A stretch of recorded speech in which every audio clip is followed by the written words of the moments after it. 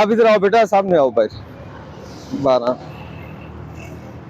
आप मेरे पास आए, मेरे पास आए।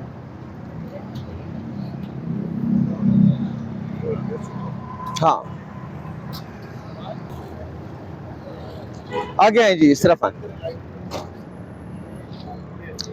अस्सलाम वालेकुम, क्या हाल है? क्या नाम है आपका? मोहम्मद अमार। आप कितने अरसे से गाड़ी चला रहे हो? पंजाब कॉलेज के बच्चे पिक करोगे आप? ठीक है। ये जैसा कि आप देख सकते हैं हमारे पीछे ये पंजाब कॉलेज है। पंजाब कॉलेज के स्टूडेंट्स जो हैं वो पिक एंड ड्रॉप के लिए इन्होंने गाड़ी लगाई हुई है। आपका लाइसेंस, आईडी कार्ड, परमिट और कापी डॉक्यूमेंट दिखाएं, लाएं। आईडी कार्ड और लाइसेंस अपना दिखाएं। आईडी कार्ड भी घर में है, लाइसेंस आपका किधर है? हाँ चलें इधर आ जाए जी, हम इनको फाइन दे रहे हैं, गाड़ी नंबर इनको फाइन दे, और इंशाल्लाह कोई डॉक्यूमेंट नहीं है इनके पास। कॉलेज के बच्चे पिक एंड ड्रॉप के लिए इन्होंने लगाई हुई है गाड़ी। गाड़ी नंबर आप देख सकते हैं।